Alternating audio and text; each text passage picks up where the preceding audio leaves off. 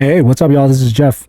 In light of graduations, a lot of college graduations are coming up. I just wanted to share a story about the absolute best thing that could ever happen to me. And unfortunately, it was a very difficult thing that happened. And that was not being able to land a job and then working blue collar right after, right after spending, 100K on college, that kind of thing.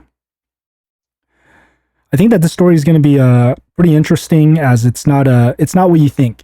I think it's not one of those stories about like hating your job or like failing. I honestly actually really enjoyed my construction job coming out of college, and I want to be able to explain that. But to be honest, like, a lot of things could have happened coming out of school, and first thing was just failing to find any sort of job in my field with my degree. Basically didn't use my degree whatsoever coming out of school. And that turned out to be an amazing thing because it quickly became a really real reality check for myself. I just want to be able to share this story, share the highlights, what I was thinking, how this became such a pivotal moment, a turning point in my life, and then the goods and bads at the end. All right, so to just give you a little bit of background, I talk about this a lot on my channel. But right out of school, right, applied to a ton of jobs, couldn't get anything, ended up doing construction. I was specifically in roofing. And to be honest, I didn't even have the worst construction job there possibly you can have. I personally actually got more of my role specifically was small repairs and estimations. So what I would do is that the company that I was working for, commercial roofing, would send me out to sites every single day or repeated days to go understand the situation and condition of the roof, or do minor repairs such as leak repairs, that kind of stuff. I think a lot of commercial roofs, they aren't shingles, what you think of in a like a residential home. They're actually more flat roofs where, if you ever been on one of those flat roofs, that's basically like a big deck. And a lot of those places that I went to places, some of the bad places I ever been to that I really like pretty much scarred or maybe potentially even lost a couple years of my life on was I once went to a chicken factory, and like going on the roof, a lot of the birds would fly the chicken, like, I guess, parts from around the factory onto the roof. So the roof was like literally rotting from deteriorating meats, bones, that kind of stuff. It looked like a graveyard of chickens basically up there. Another one that I went to was a manufacturing plant, and I went into this room that I had to pass through. No safety, nothing, huge equipment, like 120 degrees in there, spitting out like micro particles, and I just had to like hold my breath and run through it, which I couldn't hold my breath that long. So I definitely inhaled, I don't even know, probably inhaled some crazy stuff on that day. But, every single day was a surprise. And I got to give it to the guys that actually do the roofing right, that actually do most of the 90% of the roofing, which is like once you get that bid, once the repairs are kind of fixed, you go in there, you tear it down, place a new roof up. Luckily for me, just doing like the repairs to fix their leak, for example, during that day after a big rain, and then giving them an estimated quote. The big danger factor that I had for my job was being the first person on site. So that's ever seen that roof. And like, to be honest, there was like no warnings, right? It's like you're just going into any sort of building. Could have been a skyscraper to a one-story home, any size. I've been to many different magnitudes of buildings, to anything from just like a small little warehouse to like literally skyscrapers, some of the tallest buildings in the United States, standing up in places that no man should be standing. And so that was the danger factor. You never know if you're just gonna take one wrong footstep and just fall through. Especially like you're not there because things are going good. You're there because things are going bad. And so that was the interesting part of my job. But to be honest, I actually really enjoyed my job a lot. Outside of spending 6 months applying for jobs out of college, not succeeding on anything, I was looking for data. I have a STEM degree, a science background, so think a lot of math, that kind of stuff. And unfortunately, couldn't land anything after school. And doing this job, biting my ego and accepting it, and luckily, actually, again, loved that job. Actually worked with like a ton of really amazing, humble people that's making a living for their family, trying to figure things out just like I am. Most of the folks were way older than me. I think I was 22, 23 at that time, fresh out of school. And folks were in their 40s, 50s, been there for years. And I met some incredible people that made my job worth doing. Folks didn't take their job too seriously, but at the same time, they mastered their crafts, right? It's like the insult to injury part for myself was that not only did I thought I was too big time to work in a construction job, the day I started, it's like the moment I started, I instantly got absolutely clowned on because, I always prided myself growing up in low income environments, tougher guy. I'm not really afraid of anything, but when they give you a power tool and you have to do some real commercial jobs, work on some real dirty, tough environments and do repair, work with materials, it's like you get humbled real quick because you literally don't even know how to hold the tool correctly for months. And there's small intricacies, and it's a skill that you build over time. And so that was like an insult to injury for that job. But, and I think that's, I just wanted to give you guys a little bit of background on how that job went, what I did during those times. What really, really got to me wasn't the fact that, the job was bad or I was hating my life, that kind of stuff. What was really, really difficult for me was actually all the time I had to be able to reflect on my current situation and where I was in my life. A lot of that reflection I had because a lot of job sites were really far out. Folks don't talk about this a lot, but in construction, you might work 8 hours on the job, but to get to the job site, to get clean, to get dressed, that's another 2-3 hours on top of it. So you're easily doing 12, 15-hour days easily. And probably a lot of that isn't even paid for, especially if there's traffic, that kind of stuff, if you live in a major city. And so a lot of time to reflect.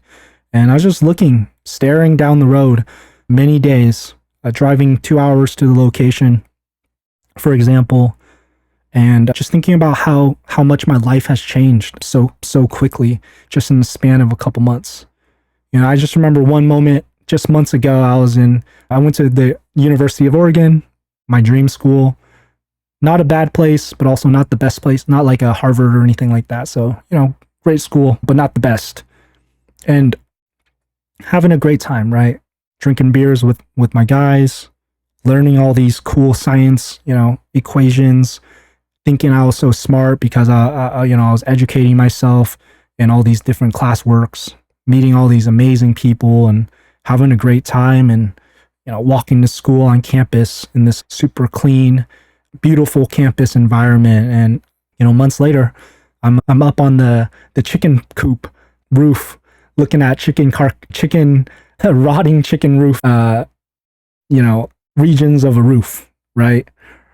And I think it just hit me on how quickly things have changed and how my reality was kind of setting in.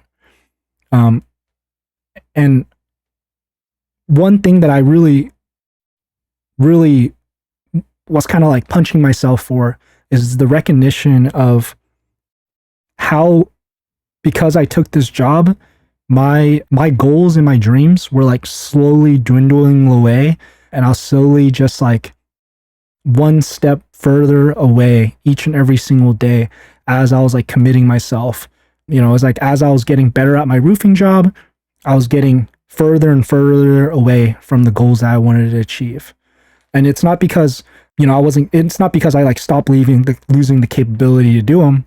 It's because I realize now that I'm stuck in a situation where it didn't quite foster learning, right? It didn't foster outside learning, or it didn't give me the time to better myself outside of learning my trade.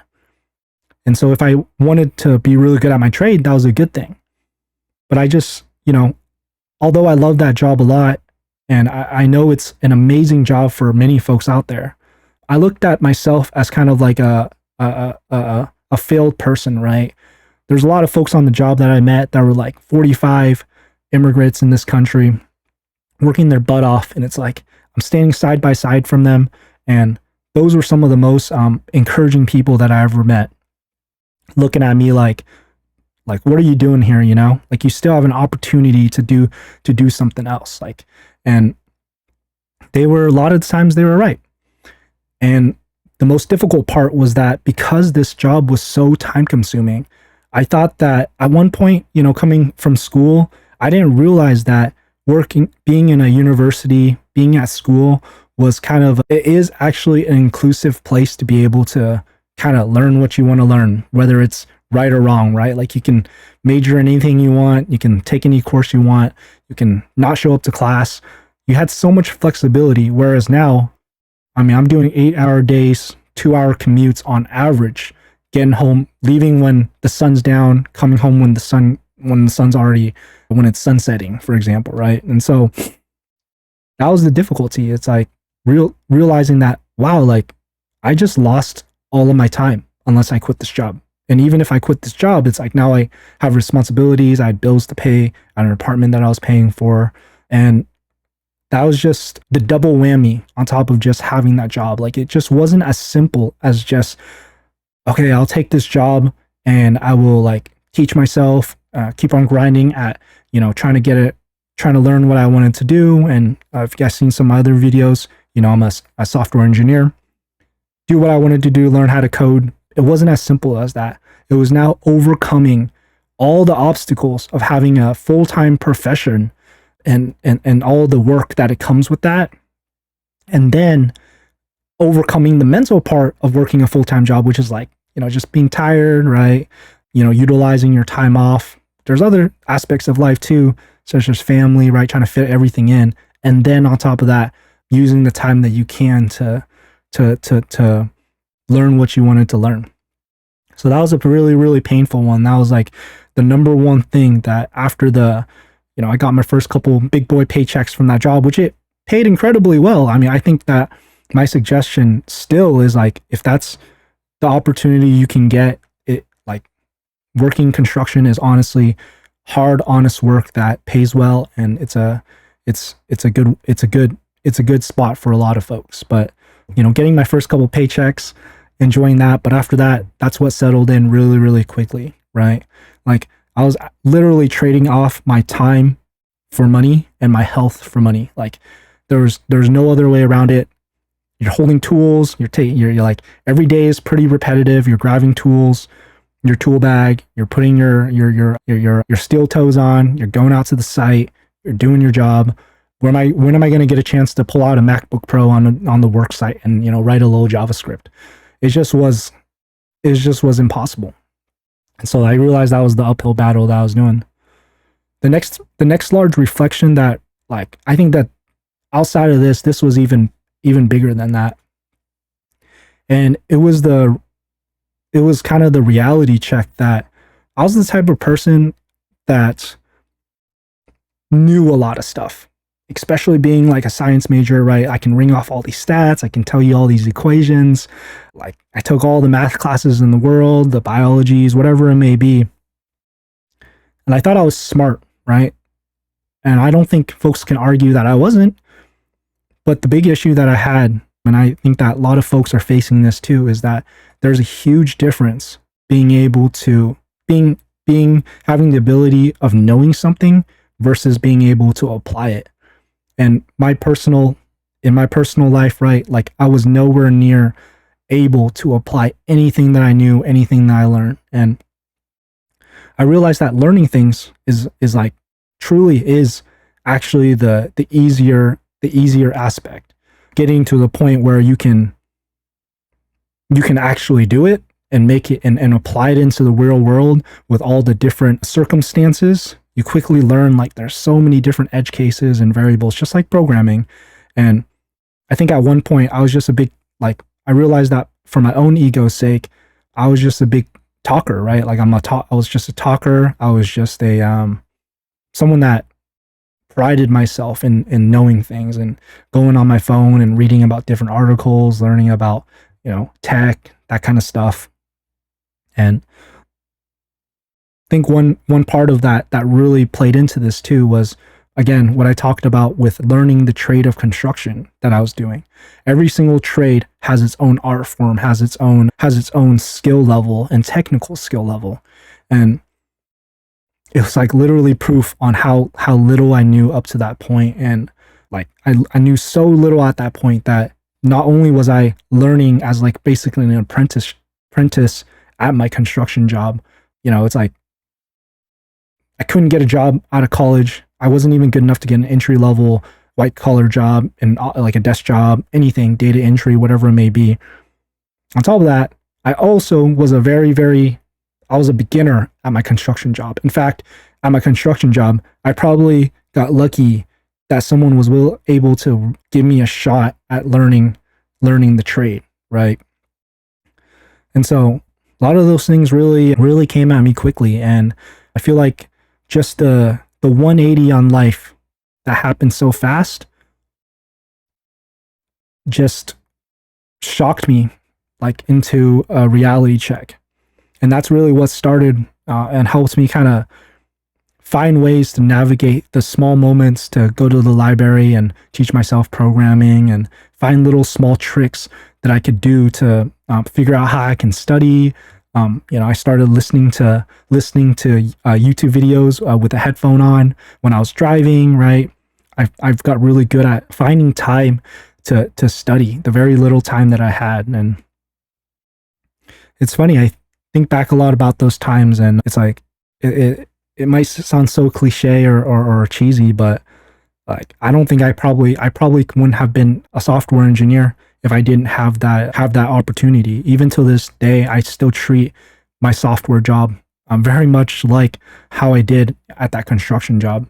I still treat my white collar job like I'm working blue collar, and just really grateful for that time period. And I can even see like maybe if I had a cushier like office job, I might not have even pushed myself as hard to get out of the situation that I was in. I think there was a lot of good out of this and a lot of bad, right? The bad is like, I think I was one of the very lucky folks, right? If I didn't, that time period could really easily, I could have really easily blinked and 5 years would have gone by. Like I could feel that feeling, only because I had plenty of examples. A lot of the hardworking folks in front of me, like that were doing that job for a long time, they've been there for years. It's repetitive, great people, but like that's what they preach to me is like this trade takes time. Years will just fly by, and you'll be an expert at it. And like some of that, I had some great examples of how quickly my 20s could have just flown by if I wouldn't have put my head down and just started grinding out the software learning curve. And that was definitely the scary part of it. That was definitely the bad. And even till today, right? Like, take it out of some of the extreme situation, working a really hard job. It makes me think a lot about what I'm doing even till today. Like, makes me think about how there's so many things that just stops growth so quickly. And a lot of it has to do with just going zombie mode and just putting yourself on autopilot and just doing this thing, a repetitive thing over and over again without challenging yourself. And it can really easily happen, especially if you're like in like kind of a ground level position. Makes it harder than ever to be able to escape that. And I think that my appreciation for anyone that's going through the grind of that is really big, because I personally feel like I remember those days, and it's like this almost this scarring feeling that I reflect back to myself every couple months or so, and try to think about the things that I'm like hard stuck on, that I'm repetitively doing that I can personally improve, and just like delay that aspect of being stuck on something until later. It's kind of like like a lot of folks look at grandma and grandpas, the older folks who go to a retirement home, nobody knows how to use an iPhone. Everybody's still stuck on like flip phones, that kind of stuff. Or like, we always make fun of that. Like they're stuck in the 1950s or whatever it may be. But I think that those are very obvious visual and extreme examples in your 20s and your 30s, um, even in school, right? I think one of the tricks for myself is to be able to recognize that in yourself and just try not to be stuck in a certain way or certain path. And I think that that period of time really opened my eyes to that. I hope you enjoyed that story. Man, I don't know. I think that it's, again, really grateful to be one of those folks that made it through, broke out of that barrier. I know a lot of folks out there are still grinding till this day, challenging themselves, trying to get past whatever they're trying to get past now. And so I hope this story helped, and just know that it is possible, and it is an uphill battle. And at the end, I think that even if I didn't make it to where I am today, I think that it would have hurt me a lot to look back and not have given it a chance, at least. So just being able to say that I got the chance to make it happen, and of course, actually accomplishing what I wanted to do, has always been a blessing, and I'm always grateful for that. So you can do it, keep on moving, and I'll talk to you on the next one. Latest.